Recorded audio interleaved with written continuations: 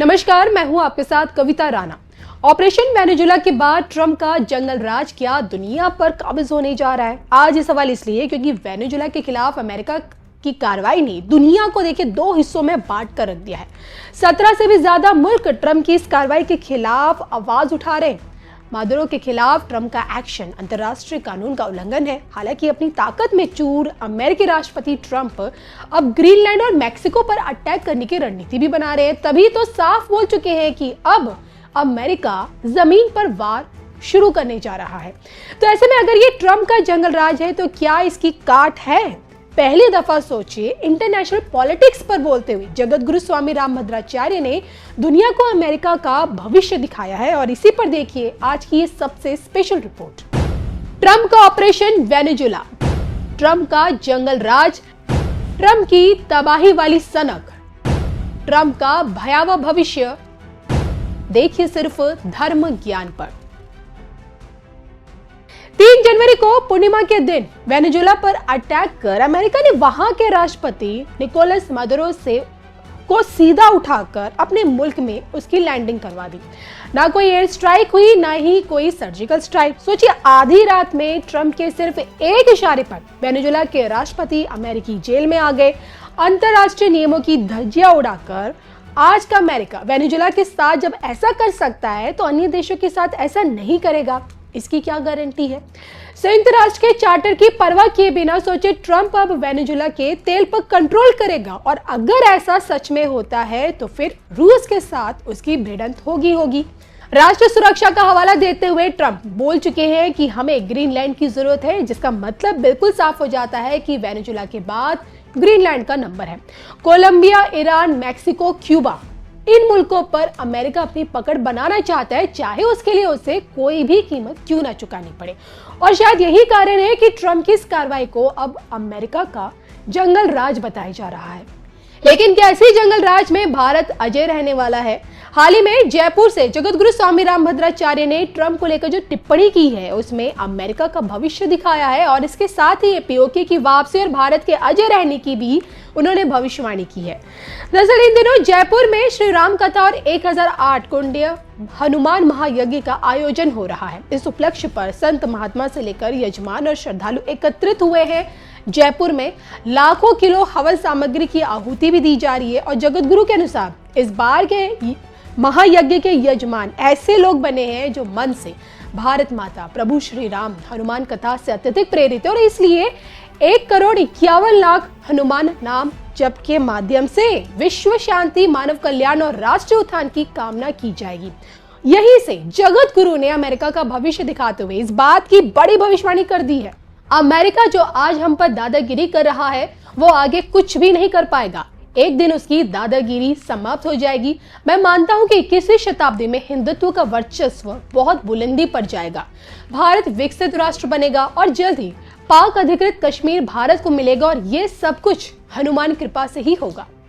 तो स्वामी रामभद्राचार्य के इस वक्तव्य से बिल्कुल साफ हो जाता है कि उन्हें अमेरिका की बर्बादी दिखती है, जो कि खुद में वो पूजनीय संत माने गए हैं, 22 भाषाओं के ज्ञाता हैं, 80 से ऊपर ग्रंथों के रचनाकार हैं और अपना संपूर्ण जीवन आप भी जानते हैं कि सनातन और मानव सेवा को हमेशा से समर्पित रहा है। और जिस कारण उनकी कई बातों का संदेश दूर तक जाता है और उनकी कई बातों में छिपी भविष्यवाणी हकीकत भी बनती है। बहरहाल अमेरिका को लेकर स्वामी रामभद्राचार्य ने जो भविष्य का आईना दिखाने की कोशिश की है उसमें आपको इस वक्त कितनी बड़ी हकीकत नजर आती है, कमेंट करके बताइएगा जरूर। लड़ाई का सवाल है। मुझे खुशी है कि राष्ट्रपति ट्रंप ने शांति के प्रयासों का इनिशिएटिव लेते हुए कल राष्ट्रपति पुतिन से बात की है। दुनिया का एक सोच रही है कि भारत न्यूट्रल है। भारत न्यूट्रल नहीं है।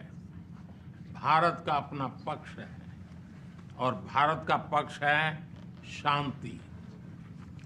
हम पहले दिन से ही, और मैंने राष्ट्रपति पुतिन को उनकी मौजूदगी में मीडिया के सामने कहा था कि ये समय युद्ध का नहीं है। और मेरा एक कन्विक्शन है कि समस्याओं का समाधान युद्ध के मैदानों में नहीं निकलता है, वो टेबल पर चर्चा करके ही निकलता है। As far as the Russia-Ukraine conflict is concerned, I'm very happy that President Trump has taken initiatives to restore peace and had telephone calls with President Putin and President Zelensky. The world had this thinking that India somehow is a neutral country in this whole process, but this is not true. India has a side, and that side is of peace. From the very first day, I have been talking about the importance of dialogue and diplomacy and a peaceful solution. And when I met President Putin in the presence of media, I had told him that this is not the era of war, and I have firm conviction that problems cannot be resolved on the battlefield. The two sides will have to come to the negotiating table. शांति के हर प्रयास का हम समर्थन करते हैं, और राष्ट्रपति Trump ने जो इनिशिएटिव लिया है, मैं उनका हर सख्त समर्थन करता हूं। We support all efforts aimed at establishing peace. Can you let him translate, please? Trump has taken, we welcome it and support it. I just want to add to that. We had a very good phone call yesterday with President Putin. It lasted maybe an hour and a half. It was excellent, and I think we went a long way toward getting a solution to the horrible war where so many people are being killed, especially soldiers on the battlefield. At least 1.5 million soldiers have been killed on a ridiculous war that would have never happened if I were president. But we've got a long way to, I think we've got a long way to solving it. Tomorrow there's a meeting in Munich, and then next week there's a meeting in Saudi Arabia, not with myself or President Putin, but with top officials.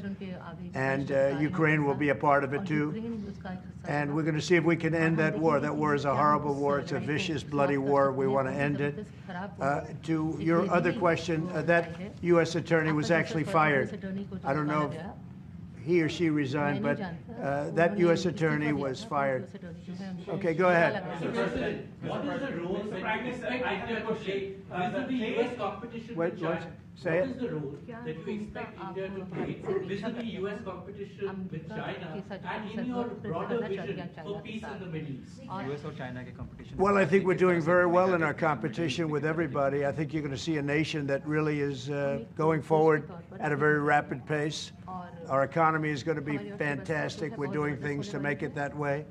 We announced some very big elements today of success. I call it an element of success. Reciprocal tariffs, so that somebody charges us, we charge them the same amount, which has never been done in our country before. We've always been taken advantage of by other countries, and we allow that to happen foolishly, but we're not going to allow that any longer. So I think we're going to do very well. We've been doing they say the last 3 weeks was among the best 3 weeks ever for a start in a presidency. There's never been anything like it. And when you see what we've been able to do in 3 weeks, people are really amazed. Even the Prime Minister mentioned it. I think other countries are looking at it. But I just want to thank everybody for being here. This is a terrific man. We're going to make some wonderful trade deals for India and for the U.S. And